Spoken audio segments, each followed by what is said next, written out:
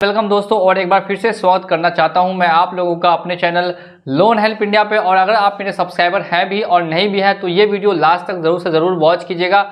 आज के इस वीडियो में मैं दोस्तों आपको एक ऐसा एग्जाम्पल के साथ समझाने वाला हूं कि आपको पूरी तरह से दोस्तों क्लियर हो जाएगा कि ये लोन रिपेमेंट का क्या फंडा है।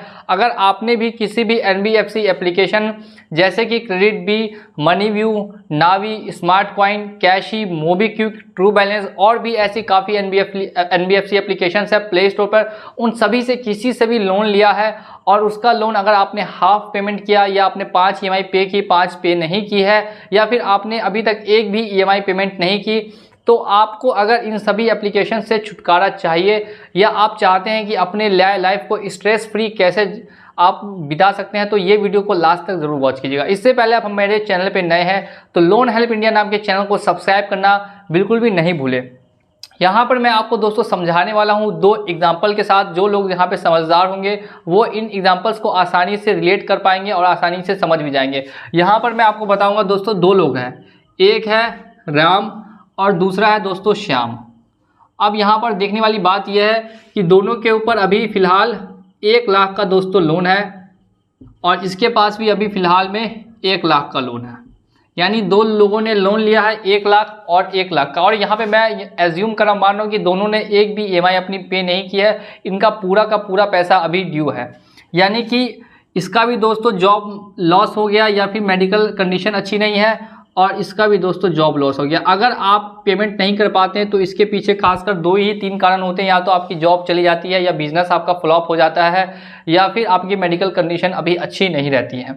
अब यहाँ पर देखने वाली बात यह है कि अगर आपकी दोस्तों जॉब लॉस हो गई, उसके बाद भी आप रीपे करने का सोचेंगे तो बाकी जगह से आप लोन लेंगे और फिर लोन लेके ही इस लोन को पेमेंट करेंगे, जिससे क्या होगा कि जो आपका लोन 1 लाख का था वो दोस्तों अब यहाँ पे 2 लाख का हो जाएगा। ध्यान देने वाली बात यह है कि जो लोन आपके पास पहले 1 लाख का था और वो अब कितना हो चुका है, 2 लाख का हो चुका है। अगर आपके पास जॉब नहीं है और आप कहीं और से लेकर पेमेंट कर रहे हैं तो ये NBFC एप्लीकेशन वाले इतना आपको चार्ज वगैरह फाइन करते हैं और साथ में GST प्रोसेसिंग फीस लगा के आप इसका पेमेंट करने जाएंगे तो आपको एट द एंड देखने के लिए मिलेगा कि आपका जो लोन है वो अब बढ़ चुका है। यहीं पर इसने एक भी दोस्तों पैसा अभी रीपे नहीं किया है और ये एकदम फ्री है। इसके पास जितना लोन था पहले ही उतना लोन अभी भी है, वो भी 1 लाख का ही। मैंने यहाँ पे काफ़ी एग्जांपल्स देखे हैं कि एक एप्लीकेशन से लोन लिया और उसका रिपेमेंट करने के लिए 5 एप्लीकेशन से लोन ले लिया। तो ये जो दोस्तों फंडा है बिल्कुल भी काम नहीं करने वाला है, इसीलिए आप लोग भी ऐसा बिल्कुल भी नहीं कीजिए। जब आपके पास पैसा नहीं है तो उस पैसे को मत दीजिए, कोई दिक्कत नहीं है, लेकिन आपके ऊपर अभी एक ही लोन चलेगा, 1 ही लाख का चलेगा। वही अगर आप पेमेंट करते हैं पैसा नहीं होने के बाद भी तो वो आपके ऊपर दोस्तों 2 लाख का हो जाएगा। अब नेक्स्ट जो स्टेप है वो क्या है, ध्यान से सीखिएगा।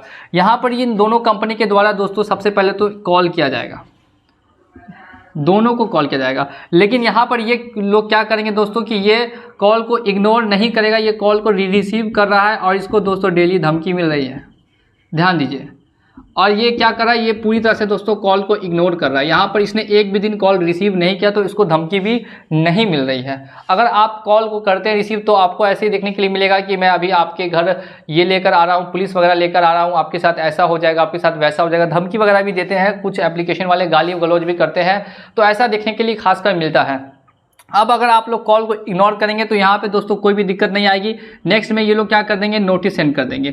अब श्याम को पता है कि वो नोटिस जो आया है उसके ऊपर वो फेक है, लेकिन इसको ये बात का पता नहीं है और ये उस नोटिस को सच मान के फिर से ये डिप्रेशन में आ जाएगा और प्लस दोस्तों ये डर जाएगा।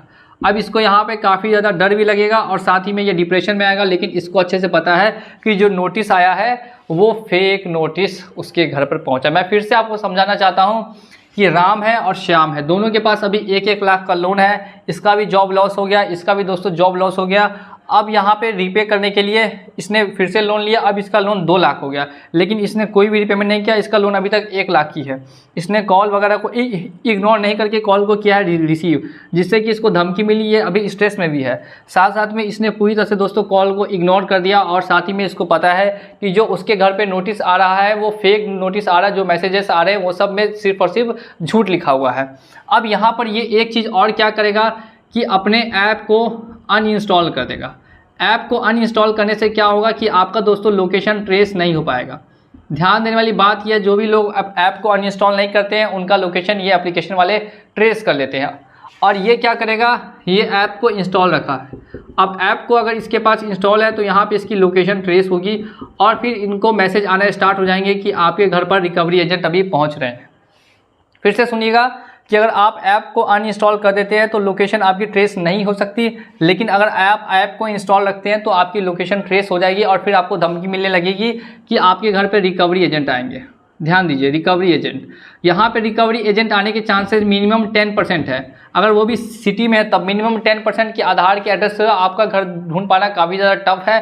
फिर भी 10% मैं चांसेस लेके चलता हूँ रिकवरी एजेंट आने के आपके घर पर यहाँ पे होंगे। लेकिन यहाँ पे रिकवरी एजेंट आने के, ध्यान दीजिएगा, यहाँ पे रिकवरी एजेंट आने के चांसेस कितने हैं, तो यहाँ पे 90 to 100% चांसेस है, क्योंकि आपने उनसे बातचीत भी की है।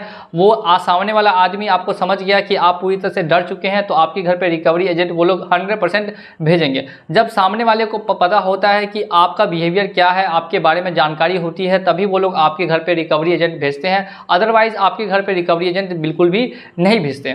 तो अगर आपने किसी भी NBFC एप्लीकेशन से लोन लिया है तो उससे ज़्यादातर अगर आप कांटेक्ट में रहेंगे तो उन लोगों को समझ में आता रहेगा कि जो सामने वाला आदमी है वो किस तरह का आदमी है, उसका क्या बिहेवियर है और वो कैसा, मतलब उसका कल्चर वगैरह सब कुछ वो लोग समझ आते हैं, क्योंकि उन लोग के पास ऐसा पहले से ट्रेनिंग दिया जाता है।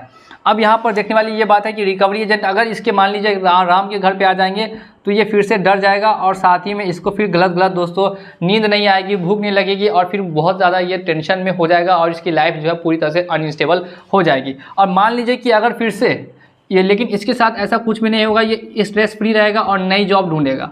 मान लीजिए कि दोनों को फिर से जॉब लग गई, दोनों को एक साथ फिर से जॉब लग गई, इसके पास भी जॉब है 6 महीने बाद, इसके पास भी जॉब आ गई 6 महीने बाद। इन दोनों ने 6 महीने फिर से काम किया और काम करने के बाद पैसा इकट्ठा किया। इसके पास भी दोस्तों आ गए 50,000 और मान लीजिए कि इसके पास भी 50,000 आ गए। लेकिन ध्यान देने वाली बात यह है कि इसका जो लोन है वो बढ़ता रहेगा, क्योंकि ये डर के मारे धीरे धीरे करके पेमेंट करता रहेगा और हो सकता है कि 50,000 रुपये जमा भी नहीं कर पाए।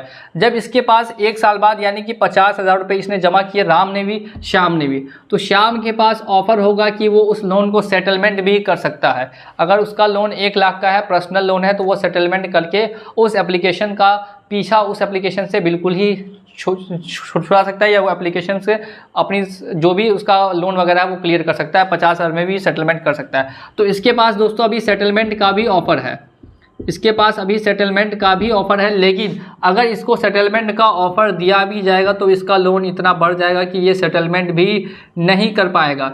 ये मैं आपको समझाना चाहता हूँ इस एग्जांपल से, जिसमें कि एक आदमी राम है और एक आदमी श्याम है। तो आपको क्या करना चाहिए, क्या नहीं करना चाहिए। अगर अभी आपकी कंडीशन मान लीजिए कि अच्छी नहीं है, पैसा नहीं है, जॉब लॉस है, हेल्थ इशू है, लेकिन ऐसा बिल्कुल भी नहीं है कि वो कभी भी नहीं है, हमेशा ऐसी कंडीशन रहेगी 6 महीने साल भर बाद वो कंडीशन फिर से अच्छी हो सकती है। और ज़्यादातर केसेस में देखा जाता है कि अच्छी हो भी जाती है, लेकिन तब तक काफ़ी लोगों का लोन इतना बढ़ चुका होता है कि वो लोग पेमेंट ही नहीं कर पाते हैं। और कुछ लोग होते हैं जैसे श्याम जैसे लोग, जो जानते हैं कि आगे चल के जब उनकी कंडीशन होगी अच्छी तो वो 1 लाख को ही 50,000 में या 30,000 में 20,000 में सेटल करके अपना पीछा छुड़ा लेंगे किसी भी NBFC एप्लीकेशन से। और हो सकता है कि फिर फ्यूचर में पेमेंट नहीं भी करे। लेकिन दोनों के केस में सिविल तो दोस्तों मैं बता दूं कि लो ही रहेगा, लेकिन यहाँ पे सिविल को फिर से इंक्रीज करने का एक मौका आपको मिलेगा।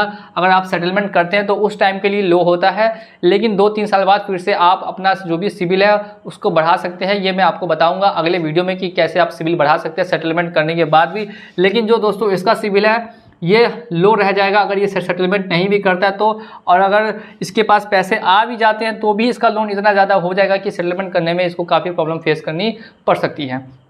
अब मैं इस एग्जाम्पल से आपको क्या समझाना चाह रहा हूँ वो आप लोग ध्यान से समझिएगा। आप तो यहाँ पे थोड़ा सा ज़्यादा ही मुझे कैलकुलेशन कर दिया है।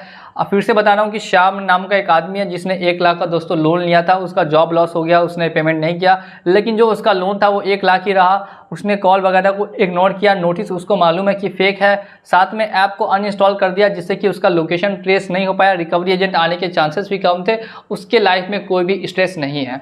नेक्स्ट मैंने एग्जांपल दिया राम का, जिसमें कि 1 लाख का लोन लिया था, जिसमें उसने जॉब लॉस किया, रीपे करता गया और उसका जो लोन था वो अब 2 लाख हो गया। कॉल इग्नोर किया और साथ में इसने रिसीव करते गए और साथ में इसको धमकी मिलती गई जिससे इसने और पेमेंट किया डर के मारे।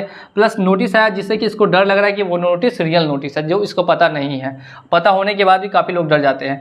नेक्स्ट क्या किया कि इसने ऐप को इंस्टॉल रखा जिससे इसकी लोकेशन ट्रेस होती रही। रिकवरी एजेंट आने के चांसेस 90% हो गए और इसकी लाइफ पूरी तरह से स्ट्रेसफुल हो गई।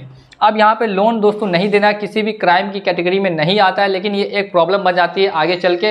अगर आपको पूरी तरह से नॉलेज नहीं हो तो कि अगर आपका अभी जॉब नहीं है या आपके पास पैसे नहीं है तो लोन को कैसे हम लोग मैनेज कर सकते हैं, तो ये मैंने आपको एक स्टेप बताया है। सिविल दोनों कंडीशन में लो होगा, लेकिन जो आपकी दोस्तों मेंटल हेल्थ होगी वो तो अच्छी होगी ही, इसीलिए आप आगे चल के काम भी कर पाएंगे और साथ में अपना सिविल भी इंक्रीज कर सकते हैं। इसी के साथ वीडियो पसंद आया हो तो वीडियो को बिल्कुल ही लाइक कीजिएगा। बहुत मेहनत से मैंने ये आप लोग के लिए वीडियो बनाया, काफ़ी रिसर्च करने के बाद मैंने ये एग्जांपल सेट किया ताकि आप लोगों को समझ में आ सके कि अगर किसी भी NBFC एप्लीकेशन से आप लोग लोन लेते हैं और उसका रिपेमेंट नहीं कर पाते हैं तो उस कंडीशन में आपको क्या करना चाहिए। इसी के साथ चलिए चलता हूँ आज के इस वीडियो में। ये वीडियो अगर आपको पसंद आया हो तो ज़रूर से ज़रूर लाइक कीजिएगा।